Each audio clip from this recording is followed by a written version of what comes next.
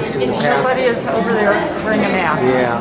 They never made that announcement for me. If you want me to make that announcement, I can. That would be really great. Otherwise, I'll have to leave. Okay. Because it's so hard. I can't take the risk. I'll go ahead and make that announcement. There are some isolated areas still in that corner. Yeah, I will sit away, but that would be great. Thank you so much.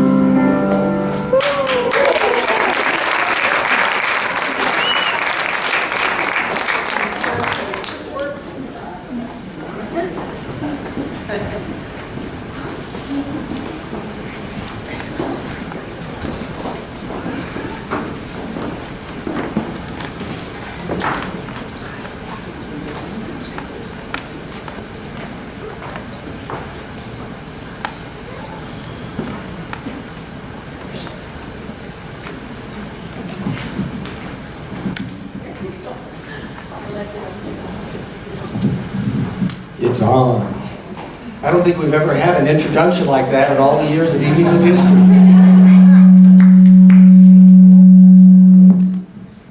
Let's try again. Sometimes there's feedback. I don't know if Heather's around here with her mic on, but sometimes there is feedback. Don Paulson can't be with us tonight, so I'm stepping in for him. My name is Kevin Chismar. I'm the current president of the Ouray County Historical Society. And I'd like to welcome all of you to the 2022 rendition of Evenings of History.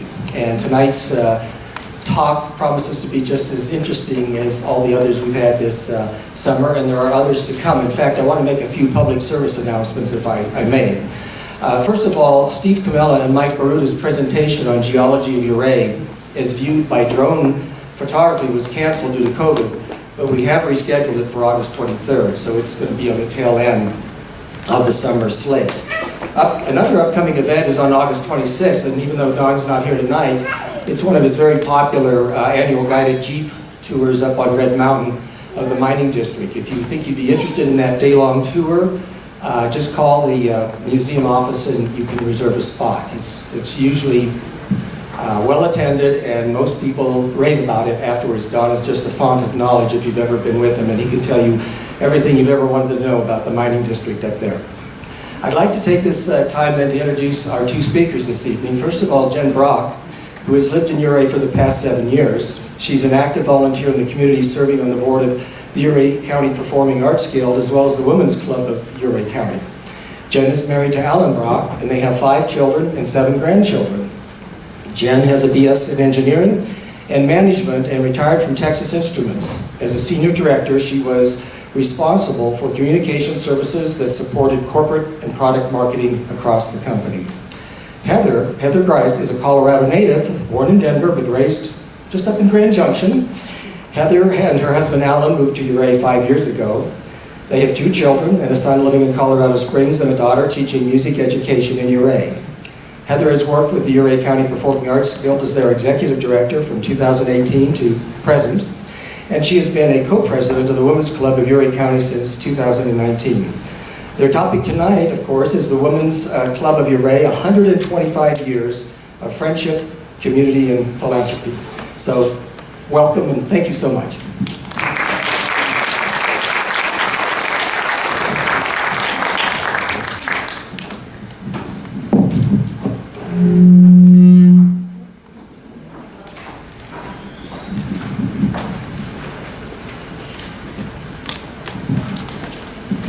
Give me just a minute, my computer is not showing the slideshow.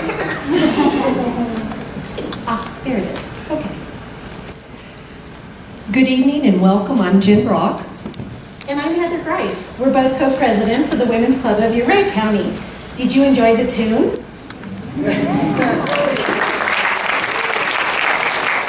In the late 20s, 2 club members wrote this Ouray Women's Club anthem, Ouray, Ouray of the Golden West. Mrs. A.C. Schneider wrote the lyrics, and Mrs. Frank L. Massard wrote the music, and it was sung regularly at our meetings years ago. We found the handwritten song sheet in the archives, and a few talented club members recreated the song so we could once again hear its melody and words. We want to thank the Ouray County Historical Society for providing us access to the historical archives so that we could put together this presentation. And a shout out to Larry Meckel for chasing down some photos, and Barbara Meckel for helping us edit the massive amount of information. We searched through meeting clips, programs, photography, newspaper clippings, and scrapbooks to create tonight's presentation. Sadly, the Ouray City Hall fire in 1950 destroyed the Women's Club records. So much of the detailed history was lost. But thanks to the Women's Club ladies and their hard work, we were able to piece together this amazing story of 125 years of friendship, community, and philanthropy. It's important that we understand the historical context of women in the 1890s because things are different now. We know that historically the woman was isolated in the home because a woman's place was always thought to be at home. Bright, curious, and ambitious women found a few other places to display their talents. After the household care and the benevolent work at church and patriotic fundraising, there were basically the only 2 outlets that permitted women to shape the public world. Education and career opportunities were few. Skill building beyond needlework was deemed unnecessary, and political activism, civic reform, and community involvement were regarded as outside the realm of proper mothers and wives who should focus on their loving families and providing a good example of moral behavior. But over time, a few brave women pushed through these cultural challenges and established the idea that women had a moral duty and a responsibility to transform public policy. As Sarah Platt Decker, president of the General Federation of Women's Clubs, said in her 1906 speech, "It was simply the change of a point of view, the opening of a door, the stepping out into the freedom of the outer air, and the sweet sense of fellowship that comes with liberty and light. The clubs provided a unique opportunity for women to think and find her voice." The General Federation of Women's Club, GFWC, was founded in 1890 with the purpose to unite women throughout the world for mutual benefit, for the promotion of their common interest in education, philanthropy, public welfare, moral values, civics, and fine arts. Women's clubs were about the individual woman, what she had to offer, what she wanted to learn. So maybe that's why it's called Women's Club, not the Women's Club. And we know Don Paulson asked about that, but he's not here tonight. These clubs were not created to copy men's groups. Instead, they were created to encourage a woman to share her ideas as an equal. And these values and ideas often developed into practical action. The woman valued education and called for women's admittance to institutions of higher learning, but they also addressed the abysmal conditions of working girls in factories and appealed for the amelioration of workplace abuses. Women's club resources supported kindergartens, juvenile courts, and park conservation. Women's clubs with academic backgrounds helped promote and raise money for schools, universities, and libraries. Women's clubs were often at the forefront of various civil rights issues, denouncing lynching, promoting women's rights, and voting rights.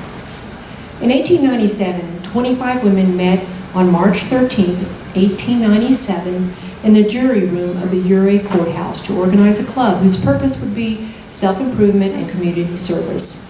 As stated in the Ouray Herald, quote, "Its object is not alone the advancement and benefit of its members, but is promoted to lend active encouragement to the establishment of a public library and work for that end," end quote. These women met to organize a club that answered their need for friendship, inspiration, and cultural growth. Almost as soon as Women's Club of Ouray was founded, it became a member of the General Federation of Women's Clubs. The Ouray Club was only one of 16 clubs that joined the state and national federation at that time. The first president of the Ouray Women's Club, who served for a period of 9 years, was Frances Kimball. Her first marriage was to Dr. Richard Sweet, a physician in Central City, Colorado. Unfortunately, 1 year after their marriage, he died. And at some point, she became the principal of Iowa City High School. 11 years later, she married Gordon Kimball. Gordon was the best man at her first marriage. He was now owner of the Ouray hardware store. Together, they adopted a girl, Nellie, and their log house was on Oak Street in Bern, and they built a new one, now standing. Frances's sister, Grace Rice, became the next president. She moved to Ouray with her husband, John Rice, who started the Rice Lumber Company. One of the first accomplishments of the Women's Club of Ouray was to establish a public library, the Lincoln Memorial Public Library, which was housed in the courthouse along with Judge Rathmell's office. They gathered and listed about 300 volumes. As Sarah S. Platt Decker, GFWC president, said in a 1904 speech, "No greater advance can be made in the growth of a nation than by building a library.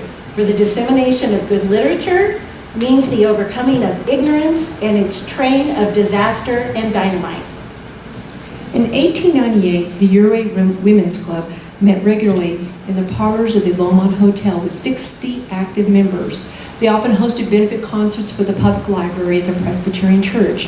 The concerts were always well attended, enjoying the classical piano duets, and violin and vocals. In 1901, the library effort eventually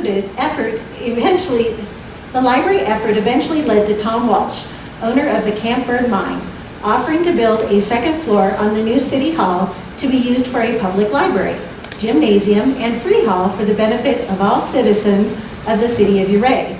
The library was renamed the Tom Walsh Library. Many of the books collected for the original library were donated to the Walsh Library. A committee composed of Women's Club members was appointed to make lists of the books for the new library. Since then, members of the club have willingly and actively served on the City Library Board. In addition to building their own community library, the Women's Club donated 2 boxes of 50 books each to the Traveling Library that supported women's clubs struggling with setting up libraries on the Western Slope.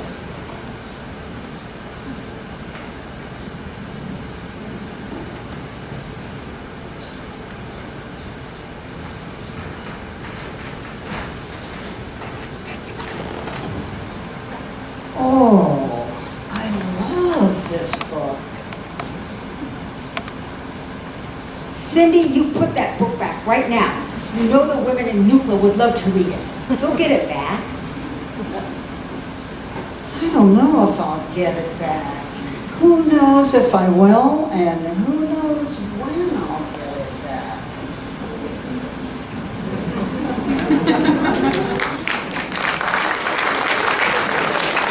In 1901, Ouray Women's Club held its annual meeting as an evening banquet in the beautiful new 14-year-old Beaumont Hotel. It had a special entrance for ladies on the 5th Avenue and the main entrance on Main Street for the gentlemen and ladies, only if escorted by a man. The elegant Beaumont stood out in sharp contrast to the rough mining town filled with many saloons, gambling houses, and the notorious red light district. The Beaumont was thought to be the most respectable place women could meet. And so, on May 9th, 1901, the Ouray Women's Club scheduled their annual meeting with the permission of the management, believing that the time would come when women could use the Beaumont for evening meetings, as did the gentlemen. Today, this would go unnoticed. But in 1901, it created an unbelievable furor with a group of bachelors who seemed to think the Beaumont was for men only, unless a woman came with a male escort. The Civil Right Plain Dealer printed the following satirical article describing the consternation of the bachelors and their attempt to block the meeting. The serenity of Bachelor's Row at the Beaumont was seriously disturbed by the announcement that the annual social function of the Women's Club was to occur in the hotel parlors. A delegation of the he-things waited upon the landlord with a chorus of protest. Being assured that the official edict had gone forth beyond recall, they were in a froth of despair. All manner of plans were submitted, and the colonel suggested that smallpox placards be placed on each door. The order was sent to Montrose, but the printer failed them, and at 7 o'clock Saturday evening found the row viewing the scene a la coyote from afar off. At 7:30, they were offering odds that there would not be a baker's dozen present, not knowing the club had over 25 members. At 8 o'clock, the odds broke to even money, with no takers, and at the height of the function, the little band of woman-haters sneaked to their kennels. And each, with an eagle glance beneath the bed, stuffed a pillow into the keyhole and drowned his disgust in lethal slumber. The meeting of the Women's Club proceeded oblivious to the disturbance it had created. A member of the press must have attended the newspaper and gave a full account of the evening with a 7-line headline. A royal reception, annual banquet of the Ouray Women's Club. President Kimball's address, past record of progress reviewed, and the future work of the club outlined. Organization among the first in the state. In 1906, the Women's Club supported the General Federation of Women's Club in quite a few legislative decisions that became laws. Some of these include pure food, school and workstations for blind adults, prevention of objectionable medical advertisements, state employee center for prisoners at penitentiary, separation of juvenile court from the county court, established state detention home with a school. Another 2 notable examples of the work of the clubs are the protection of the cliffs of Palisades across the Hudson River from Manhattan, and in our neck of the woods, the establishment of Mesa Verde National Park. In 1908, Women's Club Federation sponsored the establishment of an 8-hour workday for laundry workers, creation of State Board of Charities and Corrections, State Bureau of Forestry, exemption from taxation of personal property of poor widows, public school teacher pensions. A few years later, the Women's Club Federation sponsored the Mother's Compensation Act that supported the establishment of an 8-hour day for women, urged women for jury service, and abolishment of capital punishment. Workmen's Compensation Act, Food and Drug Act, Trade Expansion Act of 1962, conservation legislation, consumer protection. Equal Rights Amendment initiated proposals on child abuse and drunk driving, which gained statewide support. The Women's Club were pioneers in supporting a number of high-profile legislative endeavors. The support often took place in writing dozens of letters to state and federal representatives by all its members. The Women's Club also raised money for the war effort. In 1914 through 1918, Women's Club Federation raised money for Red Cross and the Home Guard and set up communications within the community to share information quickly. Women's clubs also sold war bonds and knitted knocks and rolled bandages for soldiers. The Women's Club supported the cemetery, started very early. In 1908, the Ouray Club president, Grace Rice, sister of Francis Kimball, the first president, urged the club to turn its attention to the care of Ouray Cedar Hill Cemetery. Grace Rice had lost her 15-year-old daughter to scarlet fever, and she was buried at Cedar Hill. Many others had lost loved ones as well. Grace wrote a letter to the Ouray Plain Dealer, July 14, 1911, stating, quote, "When I return to the little burial spot where our citizens have been laying their loved ones for more than a quarter of a century, and the contemplated weeds and the neglect evidenced on every hand, I begin to seriously ponder on what was wrong. For there is certainly something wrong when a community as old as ours has such a desolate burial place," unquote. The Women's Club approached the Ouray City Council, urging them to hire a man for 5 months a year to take care of the cemetery, with the club paying part of the expense. The Cemetery Association was formed with its objective to take care of the cemetery. In subsequent years, many city officials supported the cemetery effort, including the annual Grace A. Rice Memorial Day, which was the third Tuesday in May. Businesses were closed and everyone was urged to work in the cemetery. Much later, in 1949, the cemetery once again became neglected, and the Women's Club member Ruth Massard and her husband Frank took the initiative with other citizens to establish a cemetery district, with county commissioners setting a tax levy for maintenance. The cemetery's support continued, and in 1982, the Women's Club actively supported the purchase of additional land for Cedar Hill Cemetery, requesting a $5,000 increase in taxes over 2 years. Women's Club committed to promote aspects of the beautification of the newly acquired property, including grass, flowers, and labor.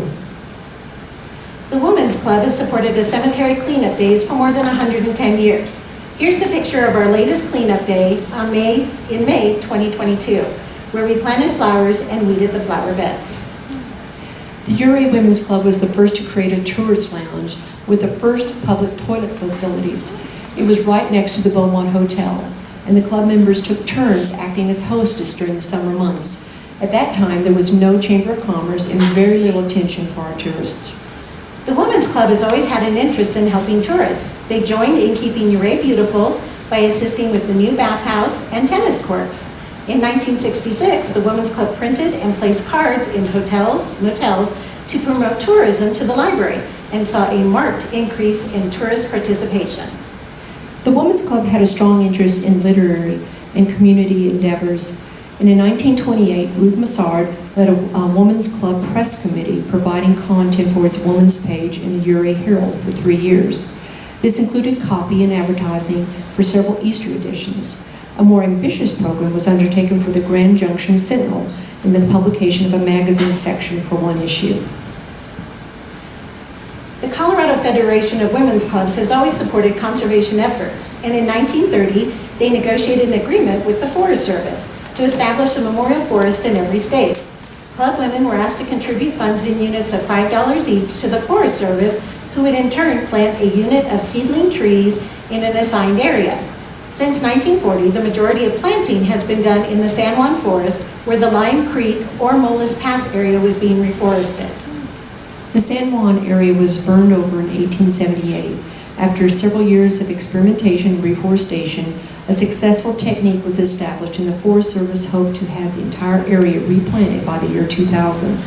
The extent of this giant burn from an unknown cause was 26,000 acres. Over several decades, the Women's Club of Ouray contributed towards the planting of thousands of trees to the memorial forest. Anyone traveling to the $1 Million Highway can view the plantings and see the sign erected by the Forest Service. The Women's Club has supported children in schools from the very beginning, both Ouray and Ridgeway. In 1935, Ruth Massard, former Women's Club president and president of the Ouray School Board, learned that the Public Works Administration was accepting applications for the construction of a new school building. She led a team that pushed the idea through with a bond issue and passed in a new building to replace the two-story school built in 1883. In addition to providing books, supplies, playground equipment, the Women's Club conducted the school census for several years as well. Women's Club was all about writing letters to protect their community, and lots of letters. From saving trees to saving highways. Yes. And in 1930, Women's Club entered into a battle to save the $1 Million Highway, and they won. After people in Ouray had struggled, pleaded, worked, formed road building companies, some of course which went broke, an auto road was finally built over Red Mountain Pass. It was named and dedicated the $1 Million Highway.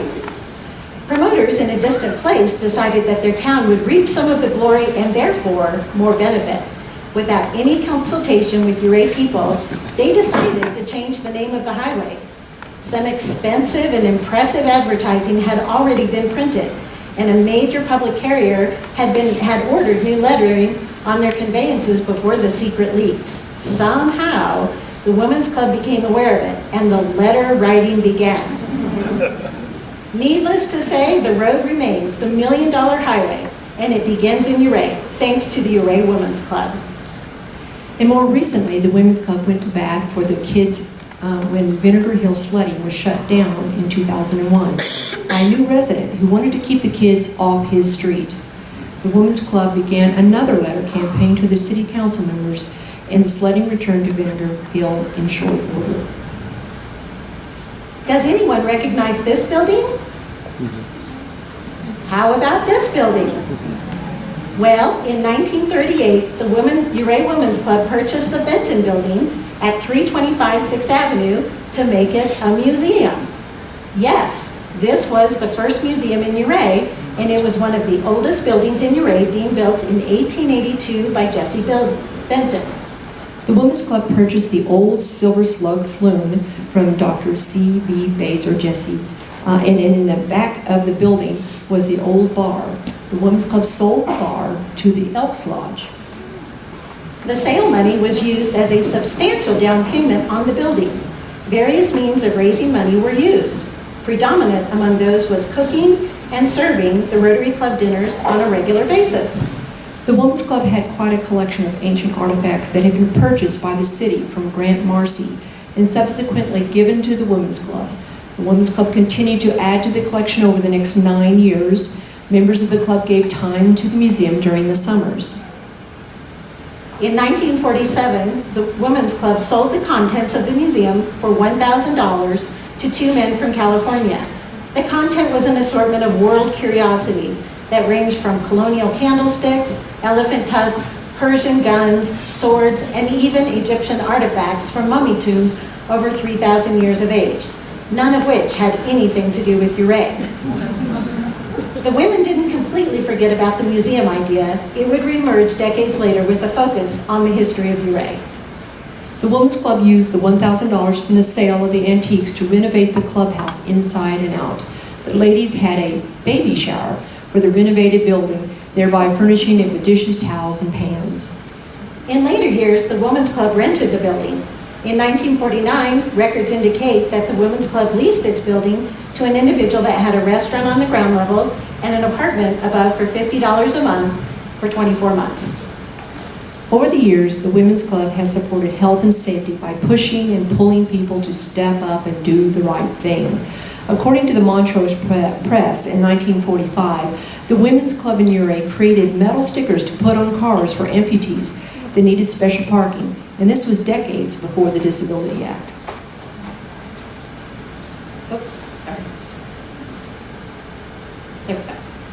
In 1950, the library and City Hall were destroyed by fire, and all records and possession of the Women's Club were lost, including piano, chairs, china, and silverware, silver tea, and coffee service. The Women's Club then sprang into action and decided to offer space in its building to other organizations in the community to meet and recreate for a minimum expense.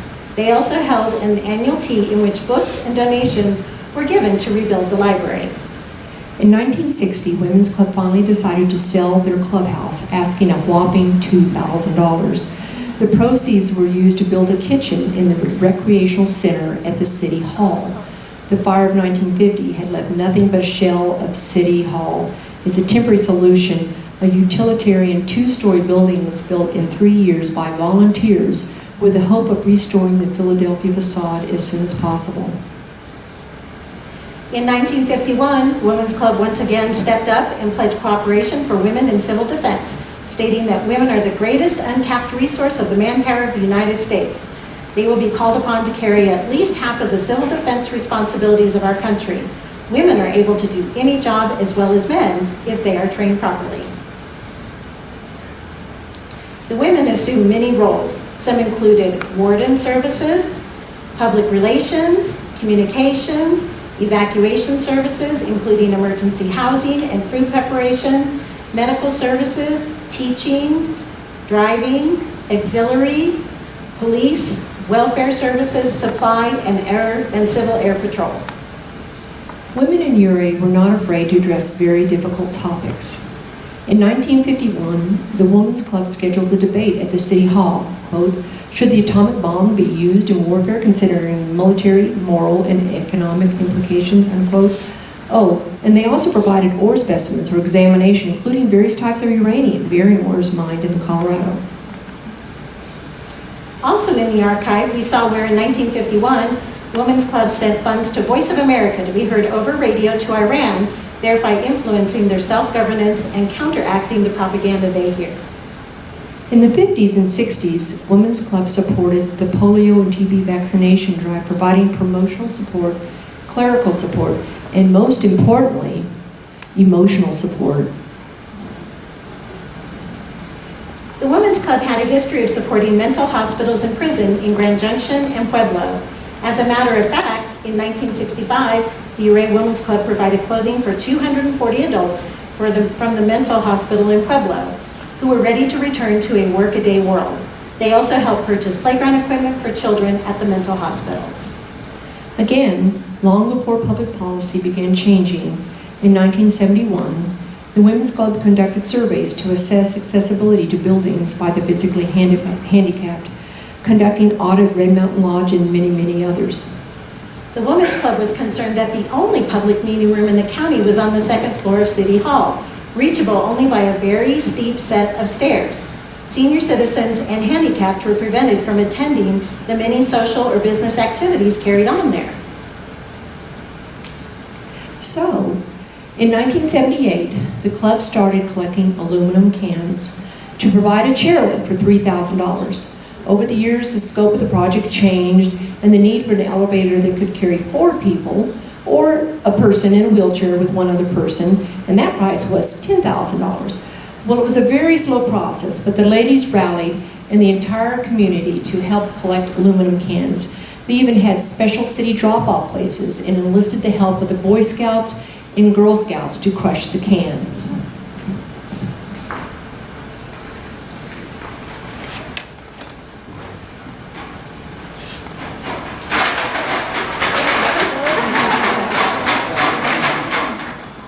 Cindy, this bag is really heavy.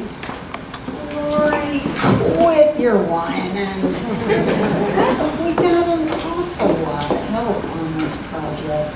Mr. Reynolds invented the can crusher, and the Scouts took over with glee, crushing cans. In fact, they were crushing everything in sight.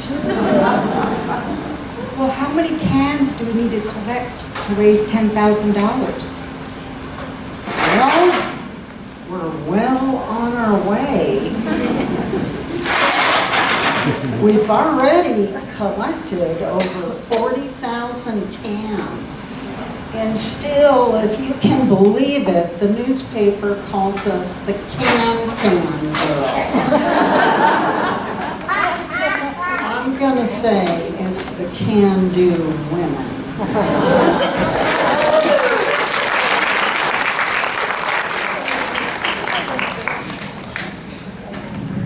Sadly, in 1980, the death of one of the most admired and loved members prompted the club to call its elevator fund the Emma Lou Wilder Memorial Fund. Many donations, large and small, were given by Emma's friends and family, and the goal of $10,000 was finally reached. But there's more. In the early 1980s, the City Council was applying for funds to build a community services building to house the fire department equipment, the ambulance and the emergency medical technician service, and the county mine and mountain rescue vehicles. The new building would adjoin the City Hall. A grant was received from the state mining funds for the services building. Many organizations encouraged the addition of a second floor to the new building, and the community center, including the second floor, was completed in 1983, with a shaft prepared for a large elevator to be installed when money was available. The estimated cost of the elevator was between $30,000 and $50,000.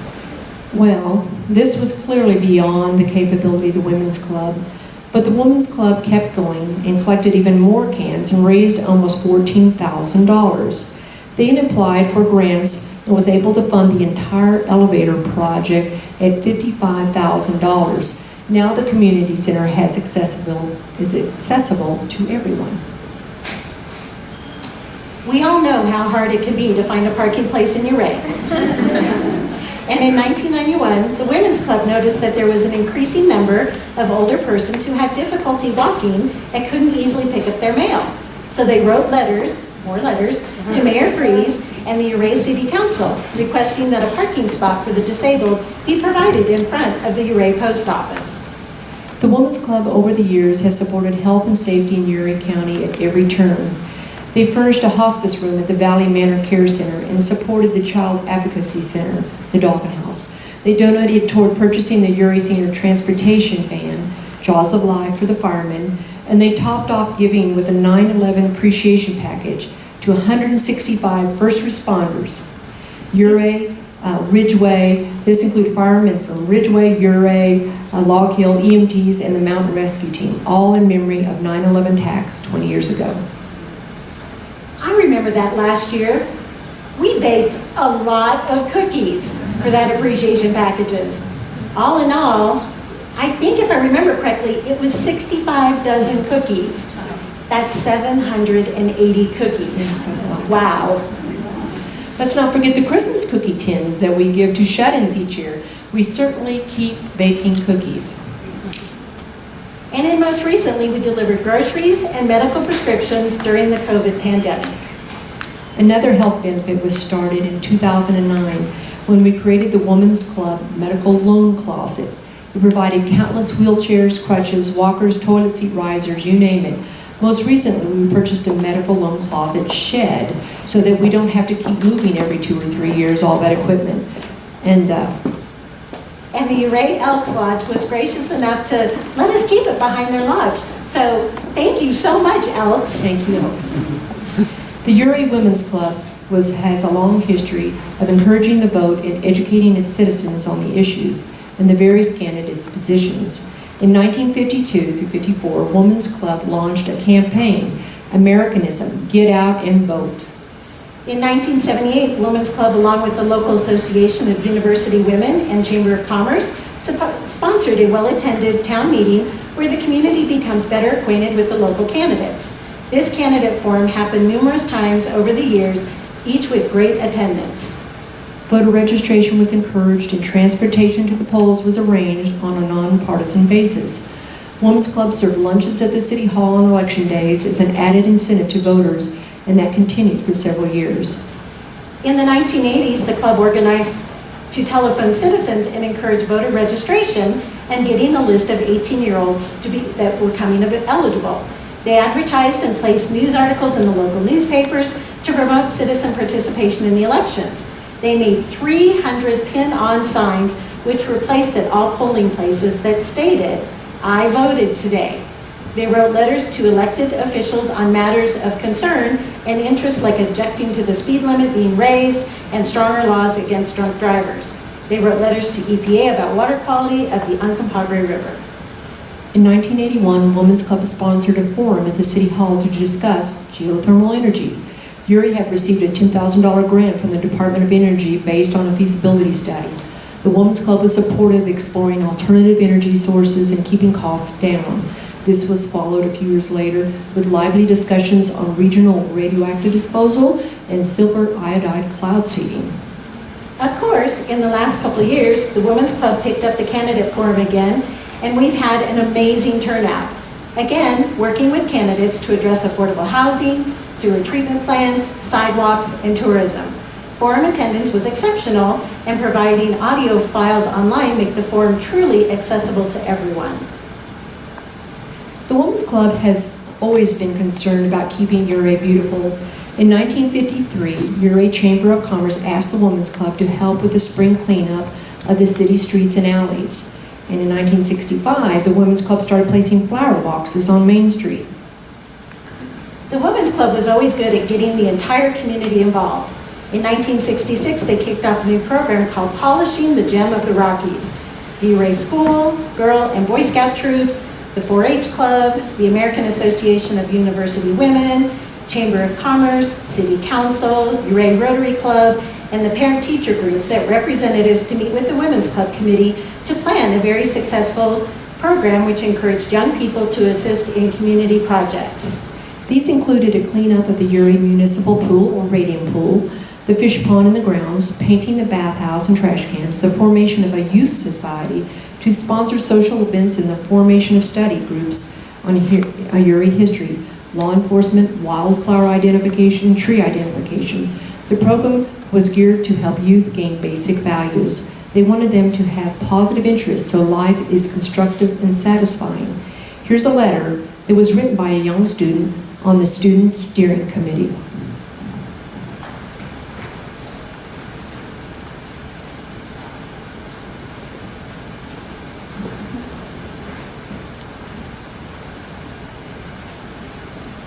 I would like to read the letter that my daughter wrote to the Women's Club. This is paraphrased from an actual letter. Cindy? Oh, yeah. Dear Women's Club, in working with the Women's Club, I gained invaluable experience in how to prepare for a large project, including the community and the city council. Before even beginning to paint the pool area and to weed the ballpark, we met with city council to seek permission and assistance.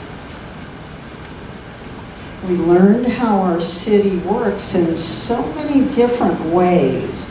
We listened to petitions for fixing sidewalks and gutters. We watched a dispute between a citizen and the city. I'm sure that wouldn't happen now. We noted the actions of the city attorney and generally saw the behind the scenes of our local city government. The city council advised us on suitable bathhouse paint and the most hardy grass seed for the ball field. The most memorable part was actually working together and sharing views with the adults of the community. This had never been done before. Thank you so very much, Katie.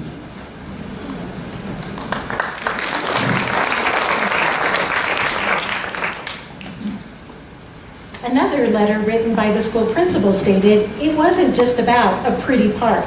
It was about leadership, group efforts, and a reawakening of our citizens' pride in their community. According to the Ouray Herald, the beautification efforts didn't stop there. They got the community to help clean up Rotary Park, clearing dead trees and brush, doubling camping facilities involving hundreds of students and teachers. In 1971, a large vacant lot on Main Street was the Women's Club next target. The lot was immediately south of the post office, privately owned, but with the owners not living near enough to tend it, it was full of unsightly brush and weeds and a large amount of rubbish. This area was cleared up by the Women's Club, and a lawn was planted with a flower border, leveraging the youth groups to clean up on Arbor Day. The park was called the Youth Park. Another park effort was spearheaded by the Women's Club in 1972 at the corner of 5th Street and 4th Avenue, where the Portland Flume cuts through. The small lot had a huge gully left by the flume, and it was filled with trash, and the land overall was covered with weeds, gravel, and large boulders. The Women's Club began to clear the grounds, petitioning the city council to build a mini park there, and permission was granted. The Women's Club entered the project in national program contests and won several awards, including awards from Shell Oil Company, Sears and Roebuck, and the Colorado Federation of Women's Clubs. On June 21st, 1973, the plain dealer mentions that the Women's Club tackled the job of dismantling, moving, and installing a large swing, slide, and gym set at the club's mini park.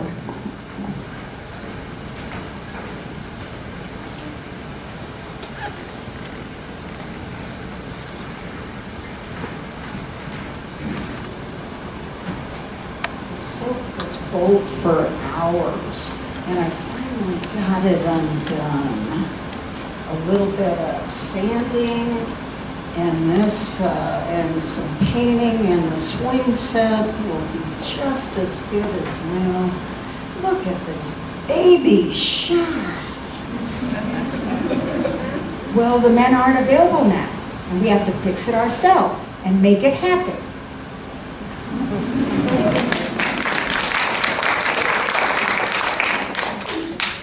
Over the years, the Women's Club tackled several projects beautifying their community.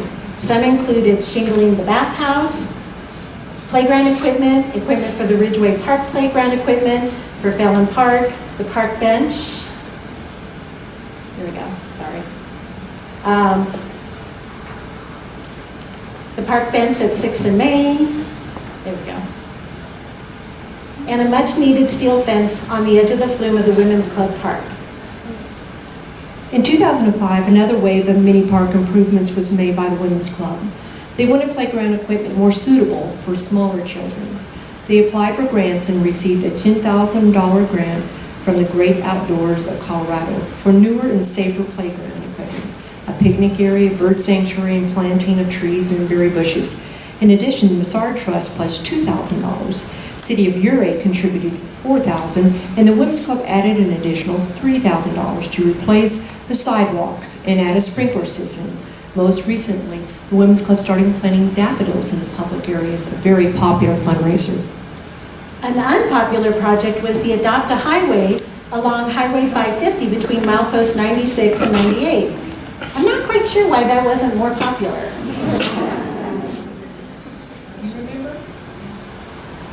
Because it was a dangerous corner. Beautification efforts of the Women's Club were not just limited to parks.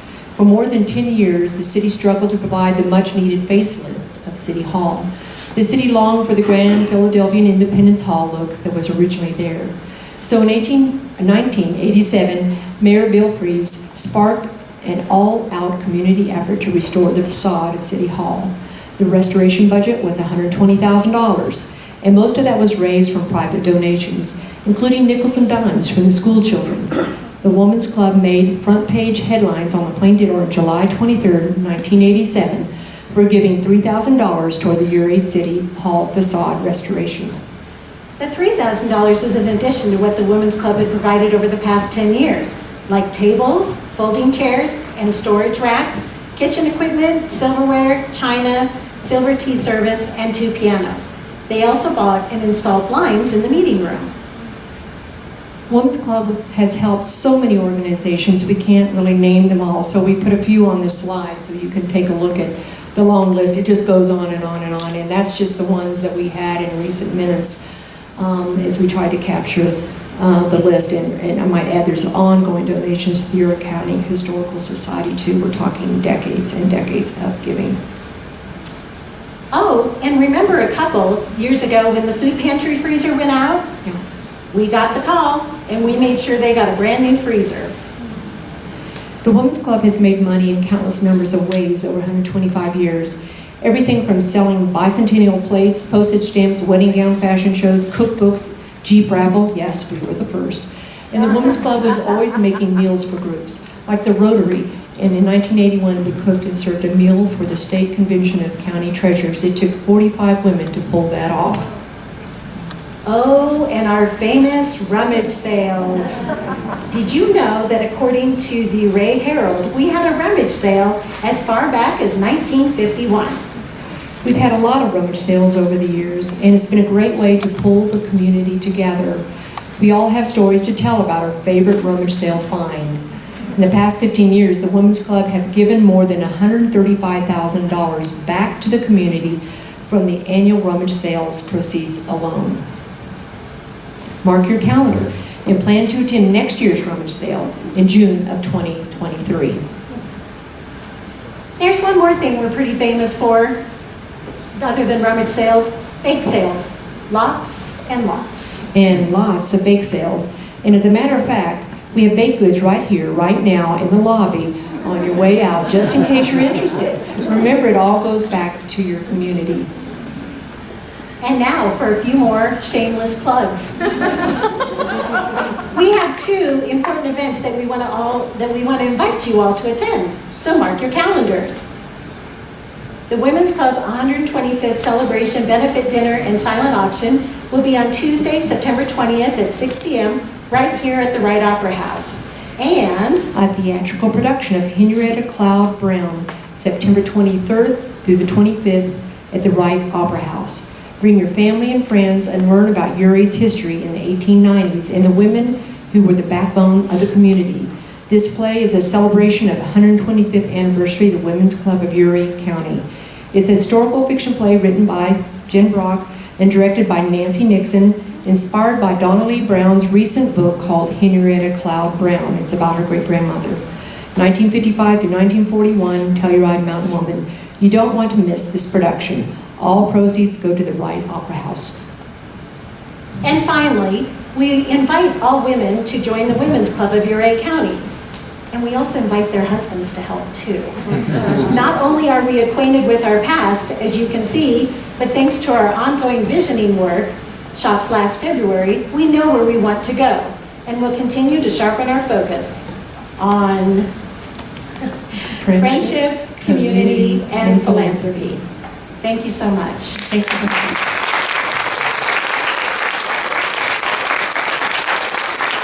Does anyone have any questions? We'll try to answer them. Any questions? Or comments? Maybe you've got a bit of history you want to share. Is there a rummage sale this year and I missed it? No, there was not this year because we are doing special celebratory events to recognize our 125th anniversary of the Women's Club. So instead, we're doing the benefit dinner and then also the Henrietta Brown play. So. And we had a tea earlier this afternoon, and of course this history talk, and it's taken us quite a few months to pull together all this history, to find it and to condense it down into less than an hour. Any other questions? Yes. Thank you.